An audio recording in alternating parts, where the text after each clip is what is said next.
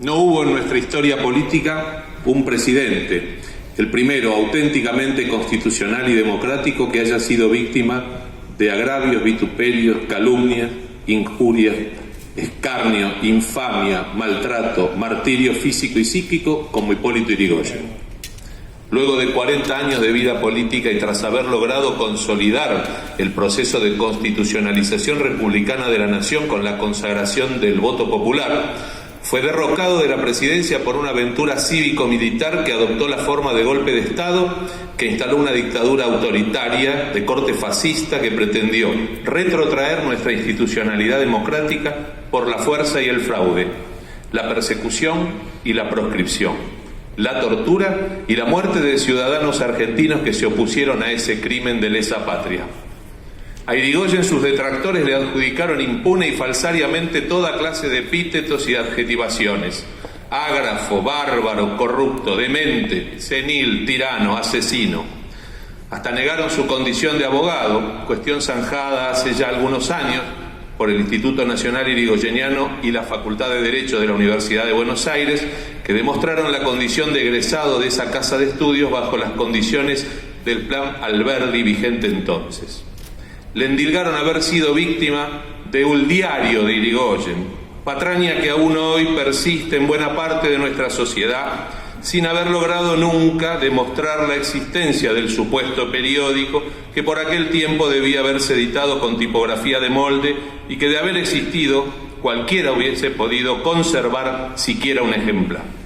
Hasta llegaron a publicar un libro de páginas íntegramente en blanco, encuadernado en tapadura, que rezaba la inscripción: El pensamiento vivo de Yrigoyen.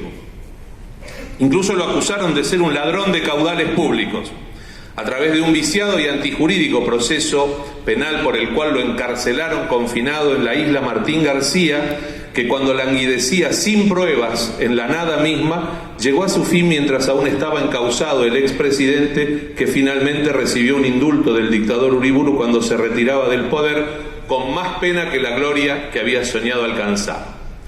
La tarde del inicuo derrocamiento, la austera morada que alquilaba desde comienzos del siglo XX Yrigoyen en el barrio de Constitución, a pocas cuadras de la residencia de su última compañera de vida, doña Luisa Bachiqui, fue asaltada y destruida con sus bienes, que eran muy pocos y austeros, incluyendo su rica y variada biblioteca que había ido conformando producto de su constante formación y crecimiento intelectual, sobre todo en el campo de la humanística, como la historia y la filosofía, que además eran las materias que dictaba como profesor de la Escuela Normal de Señoritas de la capital. La divina providencia, a la que tantas veces invocara en sus mensajes al Congreso, salvó de la mano de la turba algunos papeles y documentos, todos ellos productos de años de lectura y profundización de estudios. Tiene dicho Osvaldo Álvarez Guerrero que fue Yrigoyen el más filósofo de nuestros dirigentes políticos y quizá el único de nuestros presidentes. Coincidimos con el concepto, aunque no suele reconocérselo como filósofo dedicado a la escritura de tratados o a la contemplación metafísica.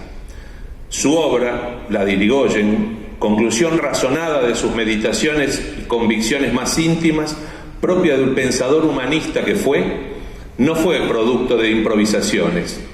El libro que se presenta aquí da cuenta de ello.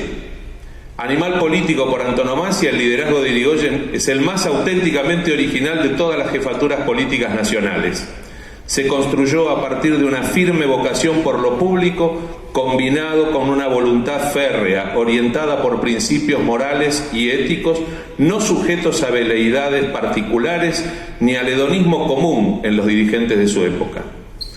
Y sobre todo, con un talento pocas veces visto en la construcción política, de abajo hacia arriba, sin canonjías ni prebendas, a partir de recursos públicos que fueran utilizados desde el poder, ni con recursos privados que condicionan los objetivos políticos a los intereses económicos particulares o sectoriales. Poco afecto a comunicar en asambleas públicas, aunque no estamos validando la versión que se propala como verdad revelada de que Yrigoyen no hablaba en público, ya que lo hacía y obviamente lo hacía magníficamente bien, eligió la metodología del convencimiento personal en relaciones personales bidireccionales, que resultó ser el método más eficaz de convicción y reclutamiento a la causa. También es cierto, Irigoyen, como buen político, y aunque la metáfora lúdica no resulte aplicable a su carácter personal, ya que nunca fue jugador y combatió convencidamente el abuso de los juegos de azar, no apostaba todo a un solo número. O en dichos camperos más apropiados, tampoco ponía la totalidad de los huevos en una sola canasta. Usó la confidencia como una de sus formas más eficaces de conducción, comunicación y organización de la fuerza política que había ayudado a crear. Tuvo muchos confidentes, algunos leales hasta el fin, otros no tanto. También los tuvo con diversas funciones y misiones específicas, según el caso. De sus últimos tiempos en el gobierno, los dos principales fueron el joven canciller, su hijo espiritual, Horacio Llanarte, y su antiguo colaborador y ministro del Interior, Elpidio González. A ambos, de algún modo, distinguió en aquel entonces, lo que abrió entre ellos una enemistad manifiesta por donde se colaron otros intereses más prosaicos. De aquellas condiciones intelectuales que muchos de sus contemporáneos en su momento de su vida le habían negado, surgió la inquietud de Irigoyen en determinado momento de llegar a legar un testimonio histórico, político, ideológico y sobre todo personal, de su lucha, sus ideas y su obra. La determinación personal de Irigoyen de que no fueran publicados, pero tampoco fueran destruidos, los condenó a un prolongado olvido. Quizá allí también radique parte del enigma o misterio. Fíjense cuántos misterios envuelven la vida de Irigoyen y a la larga se terminan conociendo en sus más íntimos intersticios. De allá radica, digamos, el parte del enigma del destino de esos papeles personales que finalmente hoy se presentan con la forma de este libro.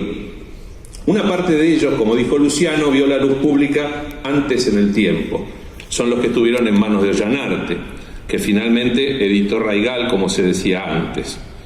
Pero su carácter parcial se ratifica ante el hallazgo del total, o que lo que creemos el total de la obra, que tenía un alcance aún mayor. Finalmente, la providencial, otra vez la providencia, intervención del fiel colaborador José Alfonso Gómez y sus descendientes, tan cercano al Elpidio, permite completar el corpus de un verdadero tratado político que Hipólito Yrigoyen legó a la posteridad, para que lo leamos y, si ello además es posible, nos apropiemos de él, lo aprendamos y pongamos en práctica como un evangelio cívico de perenne vigencia. Me callo para dejarlo terminar a Hipólito Yrigoyen. Si la Unión Cívica Radical cayera en el error de confundirse con el medio imperante, tendría que convocarse nuevamente al alma nacional porque se habría falseado su misión y perdido su carácter. Sería menester condensar nuevas fuerzas para seguir la lucha, cada vez más dificultosa, porque a los males previstos y conocidos se habría agregado esta apostasía sin nombre a su fe. Gracias.